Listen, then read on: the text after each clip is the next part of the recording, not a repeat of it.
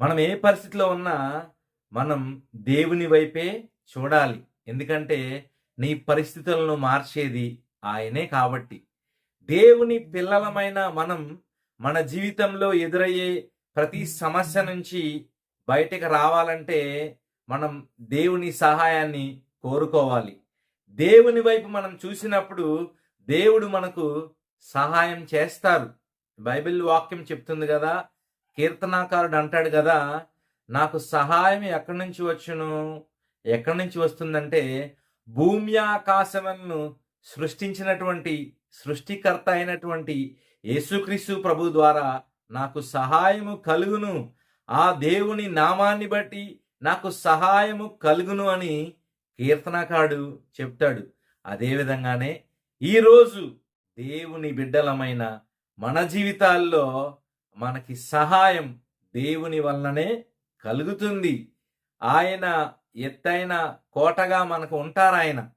ఆయన ఆశ్రయ దుర్గము, ఆయన మన రక్షణ శృంగము. కాబట్టి ఈరోజు నీ పరిస్థితులు ఏమైనా, ఎలా ఉన్నా, నువ్వు ఎలా ఉన్నా, నీ పరిస్థితులన్నీ కూడా దేవునికి తెలుసు. కాబట్టి నువ్వు దేవుని వైపు చూసినప్పుడు దేవుడు నీకు సహాయం చేస్తారు. ఎందుకంటే ఆయన మహాదేవుడు. ఆయన అరణ్యంలో మార్గములను కలుగజేసిన దేవుడు, ఎడారిలో నదులను ప్రవహింపజేసిన దేవుడు, ఎండిన ఎముకలను జీవముతో నింపిన దేవుడు, సజీవుడైన దేవుడు ఆయన. అలాంటి దేవుని పిల్లలం మనం. ఏమాత్రం భయపడకూడదు, దిగులు పడకూడదు.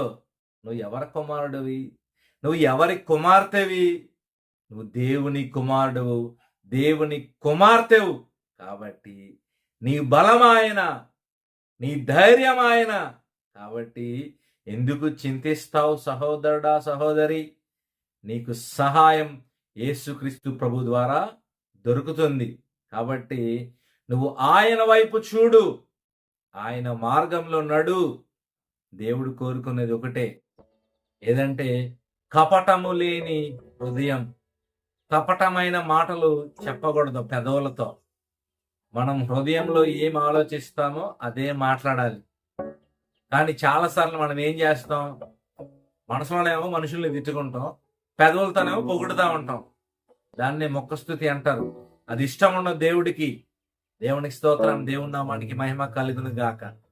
హృదయపూర్వకముగా జాగ్రత్తగా పైన లోపల ఒకేలాగా ఉన్నప్పుడు దేవునికి నచ్చుతాం. అలా మనం జీవించాలి. నిర్దోషమైనటువంటి చేతులు కలిగి జీవించాలి.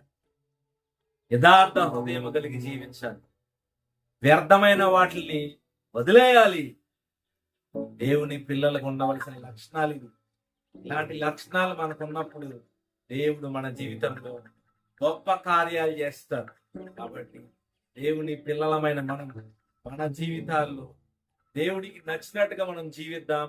దేవుని ద్వారా సహాయాన్ని పొందుకుందాం. దేవునికి స్తోత్రం. దేవుని నామానికి మహిమ కలుగును గాక. దేవుడు మనందరిని దీవించును గాక. ఆమేన్.